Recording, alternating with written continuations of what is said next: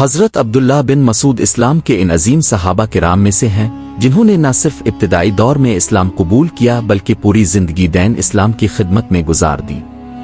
آپ کا شمار سب سے پہلے اسلام قبول کرنے والوں میں ہوتا ہے۔ حضرت عبداللہ بن مسعود مکہ مکرمہ میں ایک غریب گھرانے سے تعلق رکھتے تھے۔ ابتدا میں آپ ایک شخص کی بکریاں چرایا کرتے تھے۔ ایک دن رسول اللہ اور حضرت ابو بکر صدیق کے پاس تشریف لائے اور دودھ طلب کیا۔ آپ نے بڑی ایمانداری سے جواب دیا، یہ بکریاں میری امانت ہیں، میں اجازت کے بغیر دودھ نہیں دے سکتا۔ رسول اللہ کو یہ بات بہت پسند آئی۔ پھر نبی کریم نے ایک ایسی بکری پر ہاتھ رکھا جس نے کبھی دودھ نہیں دیا تھا۔ اللہ کے حکم سے اس کے تھنوں سے دودھ جاری ہو گیا۔ یہ معجزہ دیکھ کر حضرت عبداللہ بن مسعود کا دل نور ایمان سے بھر گیا اور آپ فوراً اسلام لے آئے۔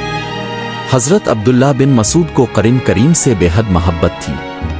آپ ان چند صحابہ میں شامل ہیں جنہوں نے براہ راست رسول اللہ سے قرآن سیکھا۔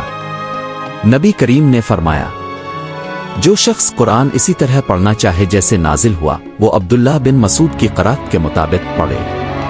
یہ آپ کے علم اور مقام کی بہت بڑی دلیل ہے۔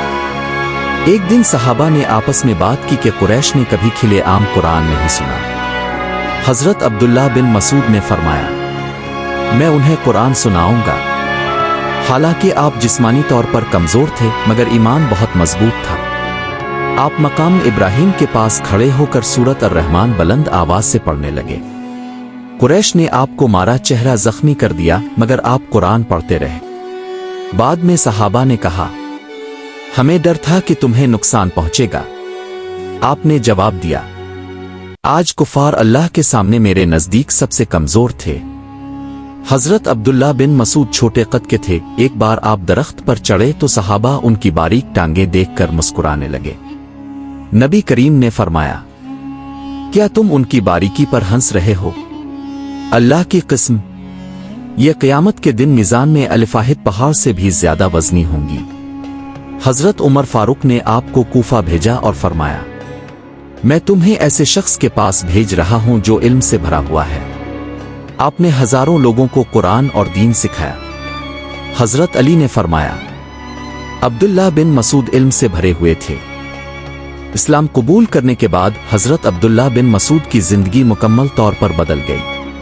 اب آپ کی دنیا مقصد اور پہچان صرف اللہ اور اس کے رسول تھے۔ آپ دن رات نبی کریم کی صحبت میں رہتے، قرآن سیکھتے اور دین کی خدمت کرتے۔ حضرت عبداللہ بن مسعود کو رسول اللہ کے انتہائی قریب رہنے کا شرف حاصل تھا۔ آپ نبی کریم کے جوتے، مسواک اور وضو کا پانی رکھا کرتے تھے۔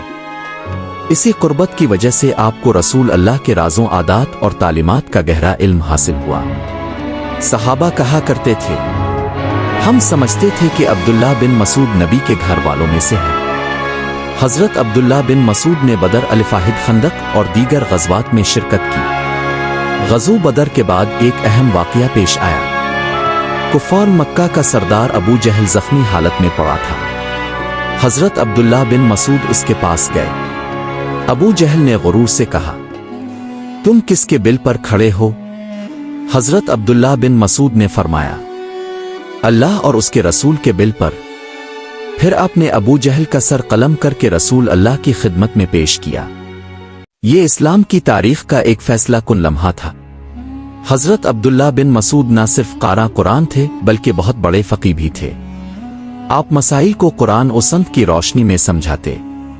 حضرت عمر فرمایا کرتے، عبداللہ بن مسعود علم کا خزانہ ہے۔ آپ فرمایا کرتے، جس چیز کا علم نہیں اس پر خاموشی اختیار کرو، یہی علم ہے۔ حضرت عبداللہ بن مسعود دنیا کی چمک دمک سے دور رہتے تھے۔ ایک دن کسی نے کہا، آپ نے اپنے بچوں کے لیے کچھ نہیں چھوڑا؟ آپ نے جواب دیا، میں نے انہیں اللہ پر توکل کرنا سکھایا ہے۔ زندگی کے آخری حصے میں آپ کو بیماری نے آ لیا۔ کمزوری بڑھتی گئی مگر زبان پر شکو نہیں آیا۔ آپ اکثر فرمایا کرتے، میں اپنے رب سے راضی ہوں۔ حضرت عثمان آپ کی عیادت کے لیے آئے اور بیت المال سے وظیفہ پیش کیا مگر آپ نے فرمایا، مجھے اس کی اب ضرورت نہیں، اب میرا معاملہ اللہ کے ساتھ ہے۔ آخرکار 32 ہجری میں یہ عظیم صحابی مدینہ منورہ میں اللہ کو پیارے ہو گئے۔ آپ کی عمر تقریباً 60 سال تھی۔ دنیا ایک عظیم عالم قاری اور عاشق رسول سے محروم ہو گئی۔ رسول اللہ کی یہ پیش گوئی سچ ثابت ہوئی۔ عبداللہ بن مسعود قیامت کے دن میزان میں بھاری ہوں گے۔